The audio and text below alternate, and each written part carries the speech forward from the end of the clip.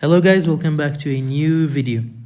Now guys, in this video we're going to talk about how pressure varies with the depth in a fluid. Now in the previous lesson we learned that pressure is equal to what? It is equal to force divided by area. Okay, this is used for what? To calculate the pressure on an object. Okay, we had the hydraulic lift, if you remember. We were also using this equation to calculate the pressure on the small piston and the large piston too. Now guys, to calculate the pressure inside a fluid, we're going to use this equation, okay? This is a proof of the equation. Carefully, your teacher might ask you to prove the equation for finding the pressure inside a fluid. Now F, guys, is equal to what? It is equal to mg, okay? Mass multiplied by gravity. Gravity is equal to 9.8 meter per second squared. Okay, now instead of writing F, I can say mg divided by area. Okay, now instead of writing m, guys, if you remember in the previous videos, we learned that density is equal to what? It is equal to mass over volume, and to find mass we will say density multiplied by volume. Okay, so I can rearrange this equation. I can rewrite this equation like this: rho multiplied by volume multiplied by gravity, all divided by area. Now guys, remember volume was equal to what? Volume was equal to length times width times height.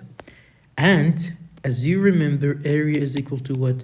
Area was equal to length multiplied by width. Now as you see guys, these are the same. Okay, instead of writing this one, I can simply write area. So volume is equal to area multiplied by height. Okay, come here and put this into the equation. You have what? You have density multiplied by area multiplied by height multiplied by gravity and divided all by area. As you can see, area is the same in the numerator and the denominator. So we have so they're going to cancel each other. The final equation, you'll say pressure inside a fluid is going to be equal to density multiplied by height multiplied by gravity. This is called, guys, this is called gauge pressure. Careful. This is called gauge pressure. This is used when the pressure is constant, okay? To find the pressure on an object, okay, we're going to use another equation which is called absolute pressure. Absolute pressure. As you know, water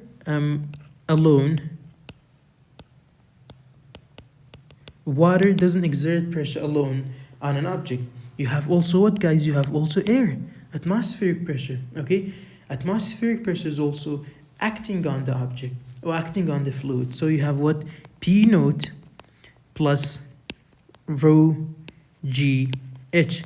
This is atmospheric pressure, which is equal to 1.1 times 10 to the power 5 Pascal. Okay, this is the atmospheric pressure. And this one, you have gravity, which is equal to 9.81 meter per second squared. And the others are going to be given in the question when you're solving problems. Okay, this is used for finding the absolute pressure. This is used for finding gauge pressure when you have the density of the fluid constant.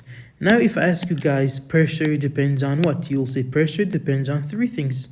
Pressure depends on the density of the object. If the density is more, if the density is greater, then the pressure is going to be greater too. And you have height of the object. If the height of the fluid is great, then of course the pressure is going to be great too. Then you have gravity. Pressure changes when the gravity changes too. If you go to another planet, if you go to the moon, pressure there also changes. So gravity also affects the amount of pressure inside the fluid. And as you go down, the pressure is going to increase, okay? So you have, for example, seas. Inside the sea, pressure is going to be larger when you go deeper and deeper. As I said, this is called absolute pressure. This is finding absolute pressure. This one here above is called gauge pressure. Now guys, as you know that the net pressure on an object, for example, on a box here, is not only the atmospheric pressure or the density of the object, okay? So, it's not only the pressure inside the fluid, it's the atmospheric pressure, and the pressure inside the fluid is going to be changing too. So we are going to add all the net forces on the object and calculate them. So the net pressure on an object, is going to be what? So you have a small box like this, okay, which is inside a fluid. Okay, let's say this is water. You have atmospheric pressure, which is equal to P naught. You have pressure at the top, okay, P at the top, and you have what? You have pressure at the bottom of the fluid, okay? Now to calculate all of this, we're going to say what? We're going to say pressure or net pressure is equal to pressure on the bottom, okay? Pressure on the bottom plus pressure on top, okay? Now guys, we learned that pressure is equal to what? Pressure is equal to, so net pressure is equal to, this one is equal to what? It is equal to atmospheric pressure plus rho g h. So it's the bottom, okay? It is the bottom, so I'm going to name this the second height, okay? This is the first height and this is the second height. And then, because the direction is different, this one is up and this one is down, okay? So we are going to subtract them. Minus, you have rho naught plus, P naught, which is the atmospheric pressure, plus rho g, and this one is going to be called H1. Or you can name this H final, and you can name this H initial, okay? Now, rewrite this equation. You have rho naught plus rho GH2 minus rho naught plus rho, this is P naught, I always say rho, so you have pressure naught, atmospheric pressure plus rho GH2, H1. Now guys, look, this is positive and this is negative. So they are going to what? They are going to cancel each other. This one goes and this one goes. So what do you have as the remaining? So you have what? You have net pressure on the object is equal to rho g h2 minus rho, this one also, because you have minus here, so it's going to be minus 2. So this one is minus 2. This one is minus. So you have rho, rho g h1, okay? Now take this one and this one as the common, because you can see they have the same thing on both sides. So you will say net pressure is going to be equal to what? It is going to be rho g. You only have h2 and h1 remaining, so h2 minus h1, okay? And this is called what, guys? All of this is the height of the object, okay?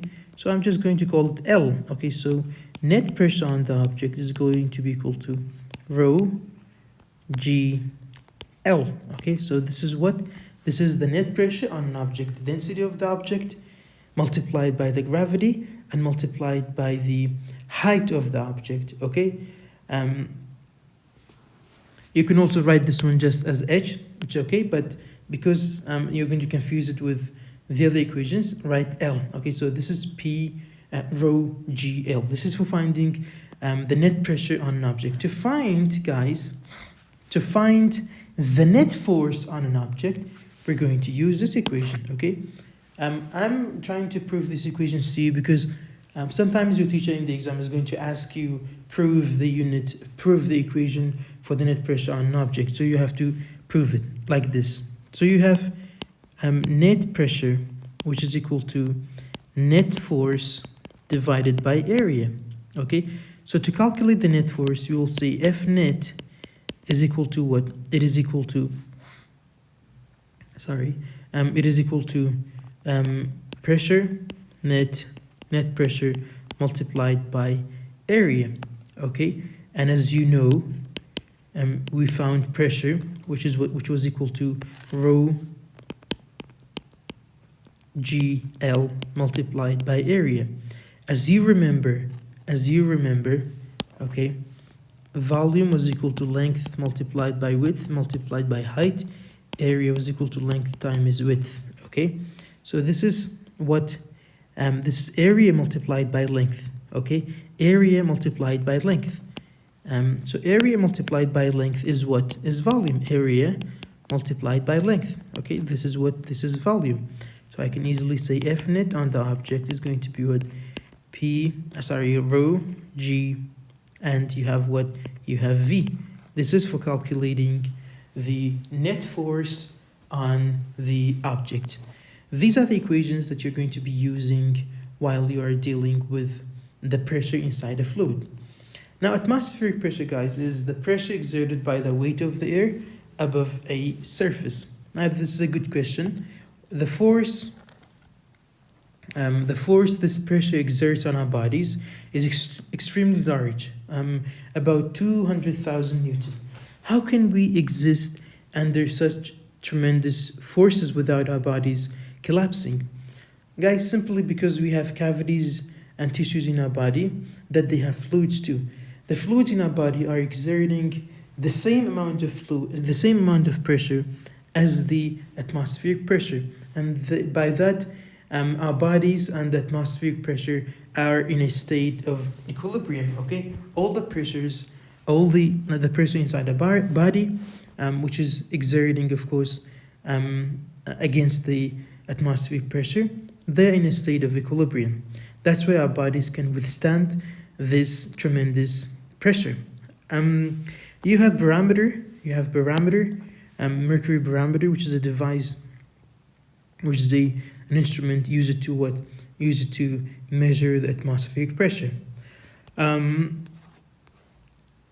Kinetic theory of gases, guys, just simply, we think we just, what we call, gas particles are likened to, are said to be like billiard balls. Okay, they're constantly colliding with each other, transferring and some of the momentum during the collision, or transferring some of the kinetic energy to each other. Okay, this is what we say about the gas and gas pressure, kinetic theory for gases. You have sample problem 3C. Calculate the absolute pressure. So it needs what? Let's write the equation.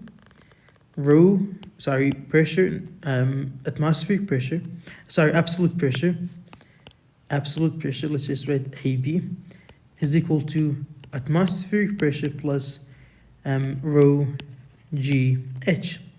Now let's read the question.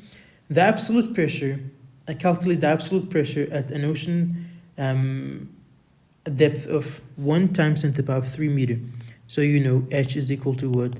Is equal to 1 times 10 to the power of 3 meter.